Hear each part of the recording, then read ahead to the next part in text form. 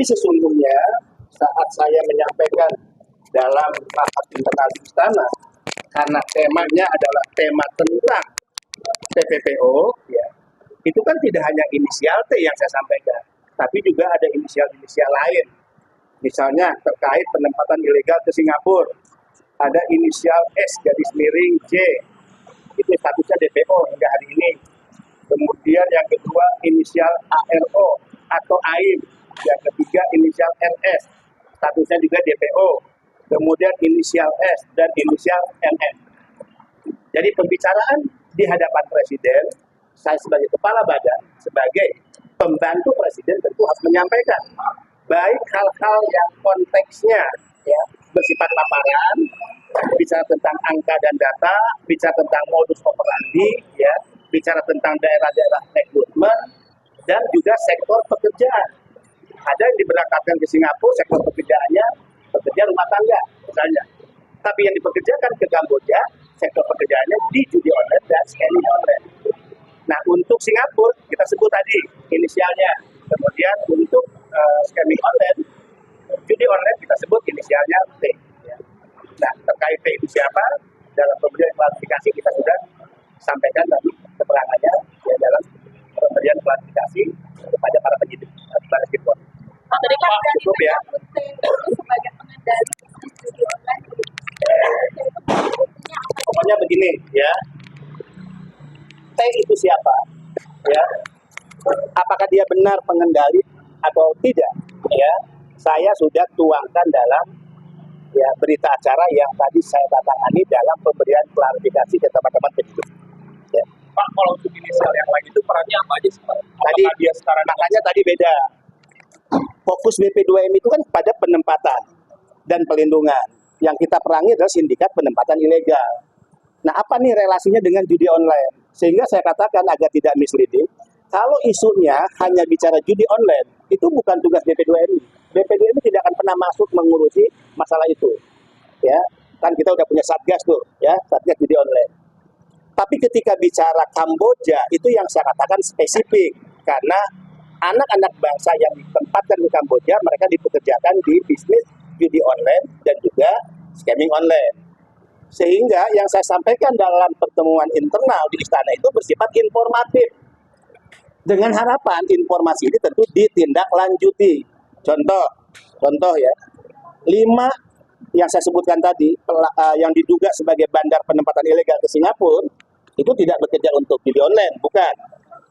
Itu kan ditindaklanjuti oleh Pak Mahfud dalam bentuk Pak Mahfud mengirimkan surat agar nama-nama tersebut tentu menjadi ya, dasar untuk dilakukan penyelidikan dan seterusnya, tentu oleh penegak hukum. Nah, harapan saya ketika saya menyampaikan informasi tentang inisial T, itu juga tentu yang menjadi harapan saya sebagai kepala BP2MI dan anak bangsa. Kenapa? Dalam pikiran saya, karena yang ke Kamboja ini dipekerjakan di judi online dan scamming online, harapannya kalau ini bisa dibongkar nih, berhenti, maka otomatis dia akan menghentikan penempatan ilegal.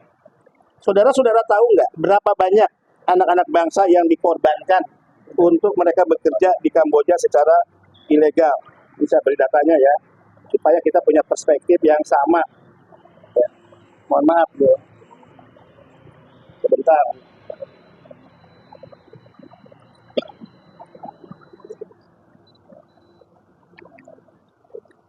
Mungkin kita lalai dan kita tidak tahu. Orang Indonesia yang sekarang ada di Kamboja itu jumlahnya 89.440 orang. Ya. Itu tercatat loh, ya, tercatat sesuai data izin tinggal ya dari imigrasi Kamboja. Oke, yang kedua, berapa yang lapor diri? Yang lapor diri dari 89.440 itu sebanyak 17.883. Oke, sekarang berapa yang sudah dipulangkan ke Indonesia karena bekerja di judi online, scamming online? Ya, kurang lebih ya 3.900, mohon maaf, 1.914 dari Kamboja. Itu di luar yang dipulangkan dari Filipina, judi online juga. Ya, kemudian dari Vietnam, Thailand, judi online juga. Nah, saya fokus Kamboja nih. Kamboja adalah 1.914. Ini anak-anak muda, anak-anak bangsa yang menjadi korban penempatan ilegal. Standing posisi saya, fokus dan concern BP2MI adalah perang melawan sindikat penempatan ilegal. Jadi jika judi online itu berdiri sendiri, maka tidak menjadi fokus dan tugas kami. Ya, itu bukan tugas BP2MI. Demikian ya. Pak, kan disebutkan kalau Bapak kan disebutkan bahwa BP2 ini kan perang terhadap Sindikat penempatan ilegal. Martian ini kan berkaitan juga dengan TEK. Dan itu kan informasi pasti sudah dikasih tahu sejak dari dulu gitu Pak, sejak zaman Pak Mahfud, maka sudah mengatur. Nah, kenapa Pak inisial T ini sulit untuk ditangkap atau dibongkar sampai saat ini? Ya, saya tidak pada posisi dan kapasitas menjawab itu ya. Saya sudah memberi keterangan hampir 22 pertanyaan ya, dan saya sudah jawab, berita acara sudah saya tangani terkait inisial T ya. Maka saya minta dipersilakan untuk ya ditanyakan kepada penyidik dari Baris Krim Polri.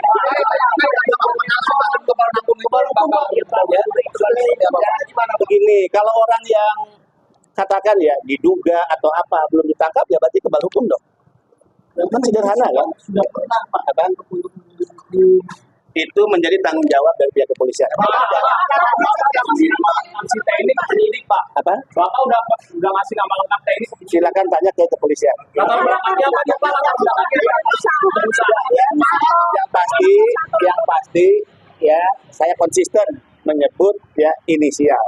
Inisial itu siapa, latar belakangnya apa, maka saya sudah memberikan keterangan kepada kepolisian, penyidik, dan silakan ditanyakan kepada penyidik. Usaha Pak. Ada Pak bagaimana Pak dari BP2 ini apakah tidak ada kewenangan lebih Pak terkait Ya nggak ada lah. Tadi saya katakan, kalau isu judi online ya bukan kewenangan kami. Kami tidak berurusan dengan itu. Bahkan ada beberapa media misleadingnya misalnya ketika saya menyebut judi online, seolah-olah judi online yang ada di Indonesia yang sedang ditangani oleh Satgas. Tidak. Ya, saya menyebut relasinya atau korelasinya dengan penempatan ilegal di Kamboja. Mereka dipekerjakan di judi online dan scamming online di Kamboja. Ya, oke. Ya. Thank you.